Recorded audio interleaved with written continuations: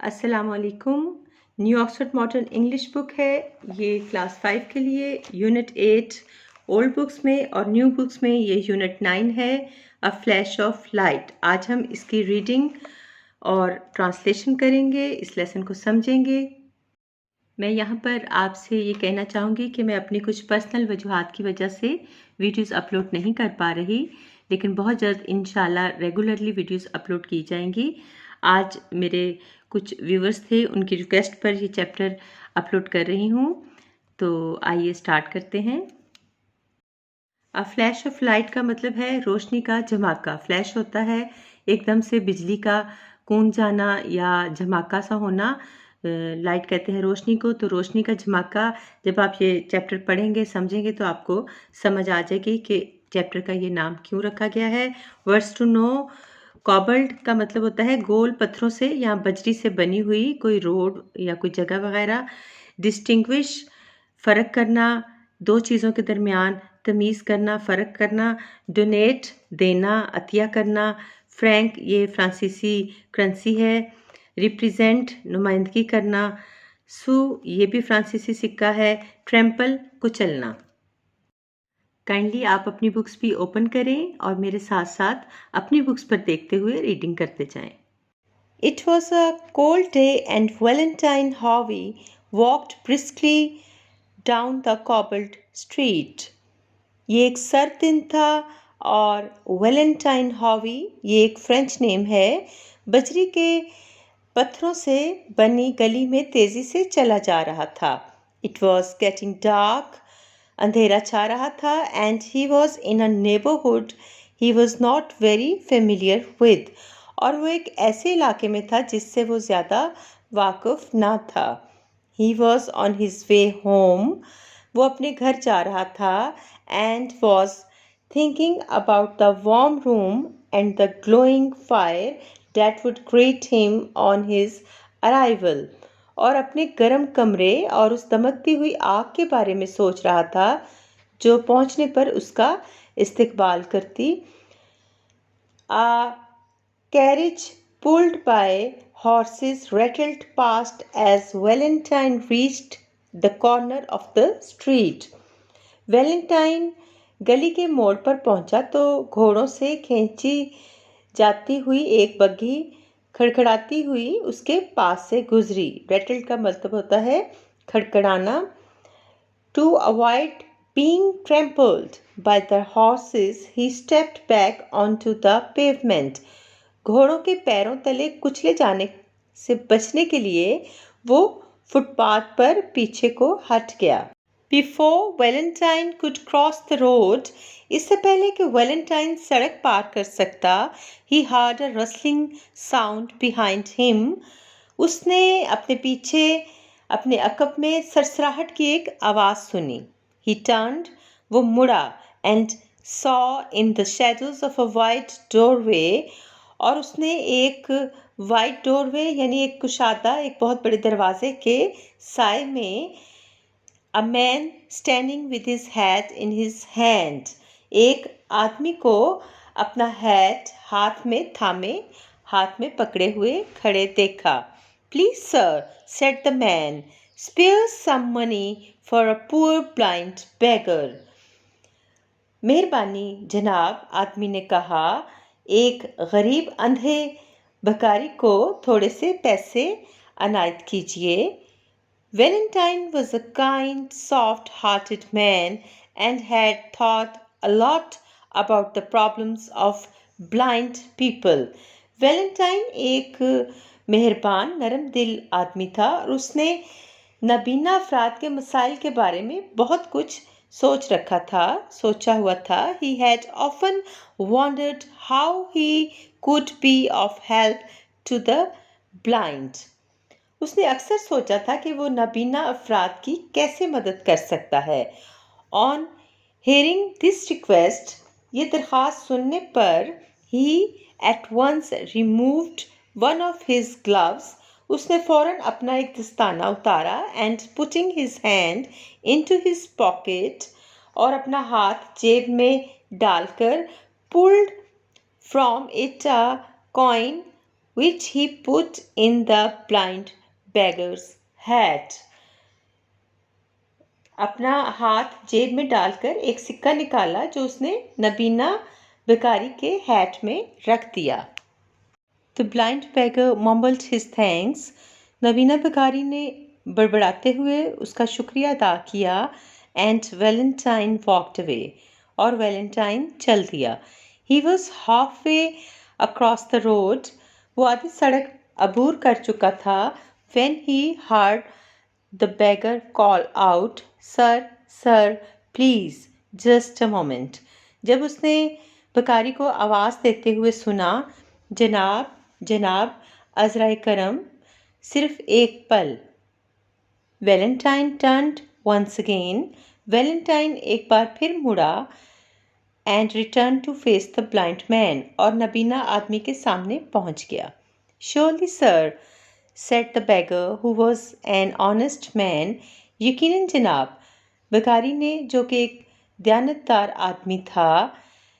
You have made a mistake.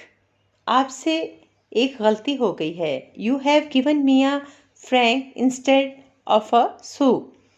आपसे एक गलती हो गई है. आपने सू की जगह मुझे एक फ्रैंक दे दिया है. फ्रैंक और सू दोनों फ्रांसीसी करेंसीज हैं, लेकिन जो फ्रैंक है उसकी वैल्यू सू से ज़्यादा है. Valentine was astonished. वैलेंटाइन बेहद हैरान हुआ. He was not surprised by the man's honesty. उसे आदमी की ऑनेस्टी यानी दयानतदारी पर हैरत नहीं हुई थी, बट बाय द फैक्ट, बल्कि इस बात पर हुई थी कि that he could tell so quickly the difference between a franc and a sou. कि वो एक फ्रैंक और सू के दरमियान फ़र्क इतनी जल्दी बता सका था. How did you know that I had given you a franc? asked Valentine. तुम्हें कैसे पता चला कि मैंने तुम्हें एक फ्रैंक दिया है? Valentine ने पूछा. Oh, replied the beggar, it is enough for me to pass my finger over it. ओ भिखारी ने जवाब दिया, मेरे लिए इस पर उंगली फेरना ही काफ़ी था. This was like a flash of light in Valentine's head. ये बात वैलेंटाइन के सर में रोशनी के एक झमाके की तरह गूंजी. और यहाँ पर आपको समझ आ गया होगा कि इस चैप्टर का नाम आ फ्लैश ऑफ लाइट क्यों रखा गया है. तो जब हम आगे पढ़ेंगे तो मज़ीद आपको इसकी समझ आती जाएगी. Valentine allowed the beggar to keep the franc. Valentine ने भिखारी को फ्रैंक रख लेने की इजाज़त दे दी. Although it was a great deal of money in those days, हालांकि उन दिनों ये एक खासी बड़ी रकम थी. As he continued his walk, he thought to himself. उसने अपना चलना जारी रखा और उस चलने के दौरान उसने सोचा, if the blind can distinguish at the least touch a piece of money. अगर नबीना अफराद हल्का सा छूने पर भी पैसों में तमीज़ या फ़र्क कर सकते हैं, why should they not distinguish a mark, a letter or a figure?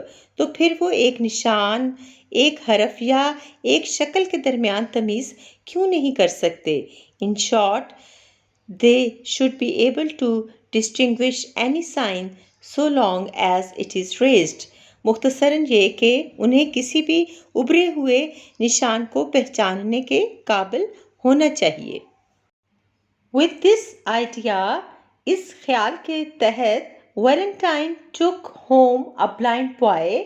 Valentine एक नाबीना लड़के को घर ले गया, who he found begging at a church door, जो उसे एक चर्च यानी गिरजे के दरवाजे पर भीख मांगते हुए मिला था.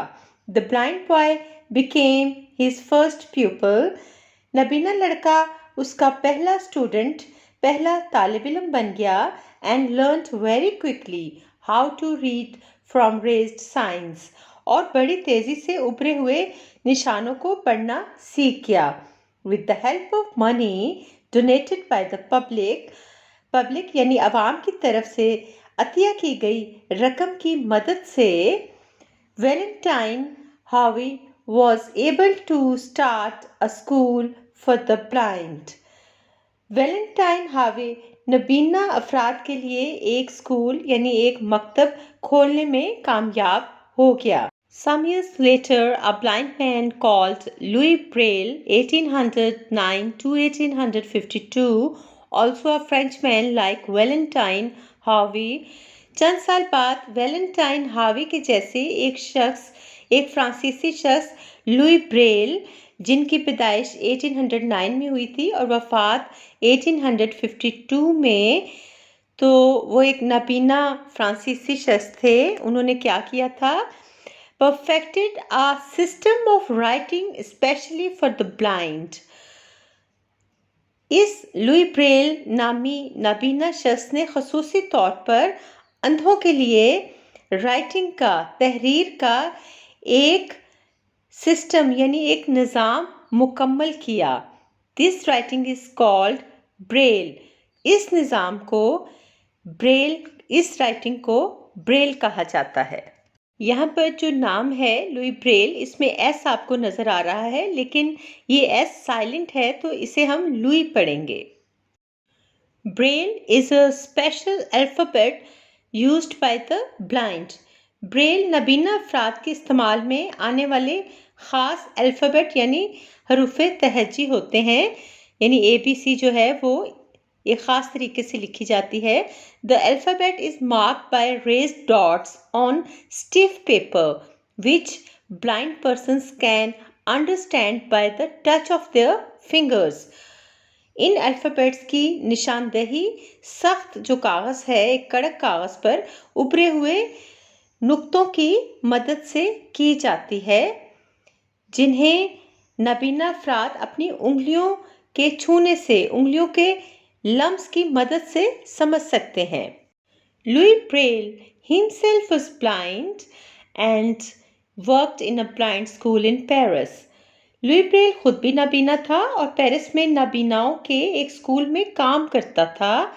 The system that he developed, जो सिस्टम उसने तैयार किया था 1834 में, was not used much until about the time of Braille's death in 1852।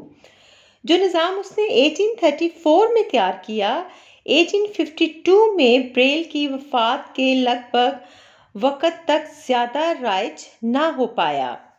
Each letter in the Braille alphabet consists of one or more raised dots।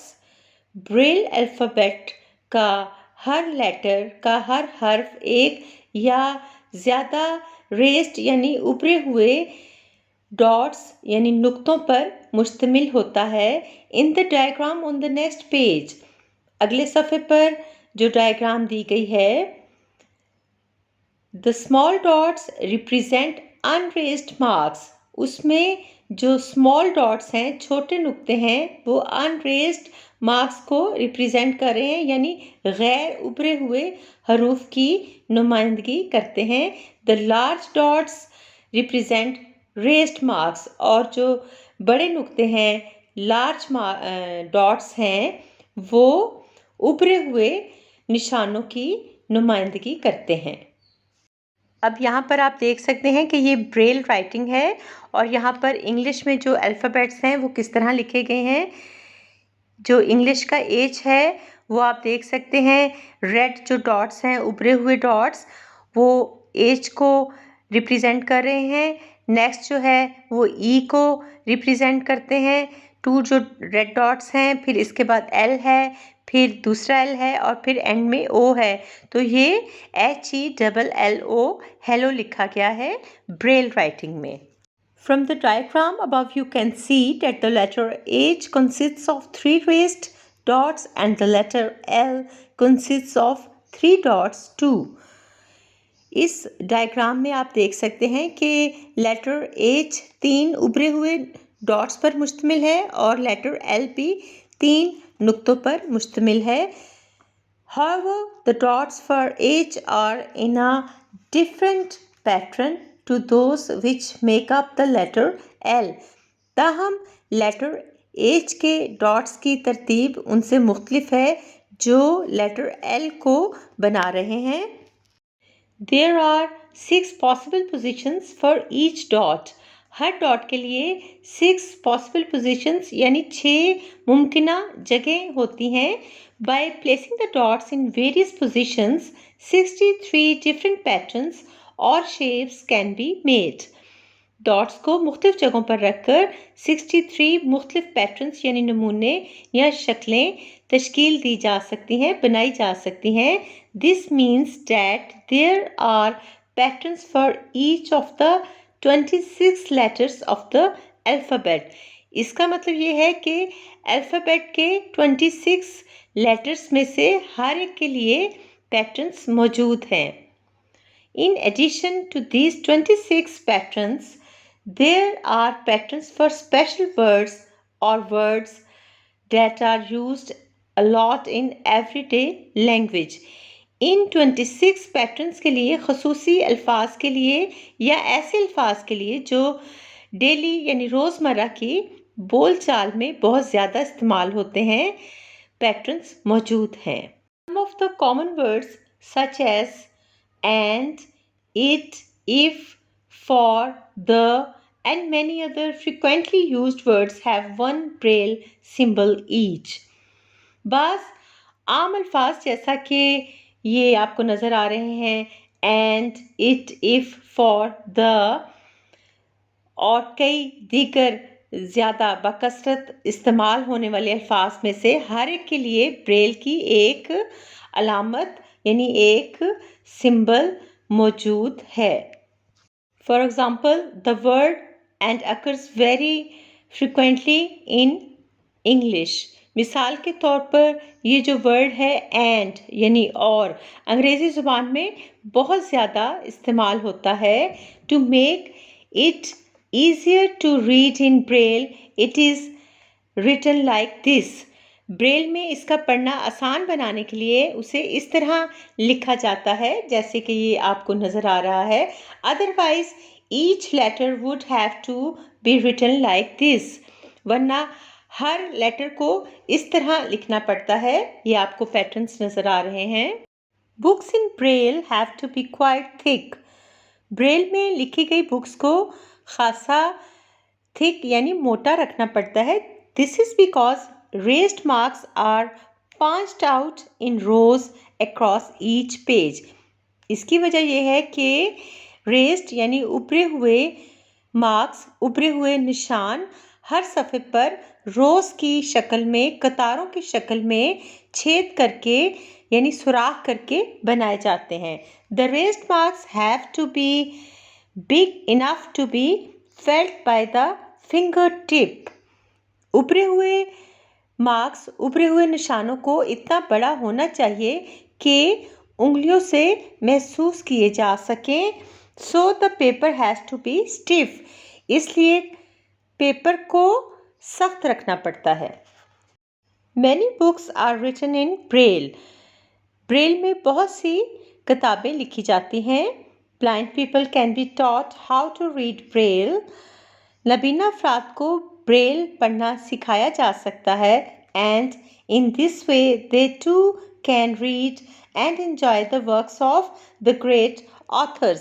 और इस तरह वो भी अजीम ऑथर्स यानी अजीम मुसन्निफीन की तहरीर को पढ़ सकते हैं और लुत्फ़ अंदोज़ हो सकते हैं. There are also machines that help blind people to write in braille. ऐसी मशीनें भी मौजूद हैं जो नबीना अफराद को ब्रेल में लिखने में मदद देती हैं. और यहाँ पर आप ये तमाम ब्रेल अल्फ़ाबेट्स को पढ़ सकते हैं, समझ सकते हैं. नेक्स्ट वीडियो में हम इसके वर्ड्स मीनिंग्स और क्वेश्चन आंसर्स को सॉल्व करेंगे. Thank you. अल्लाह हाफिज़.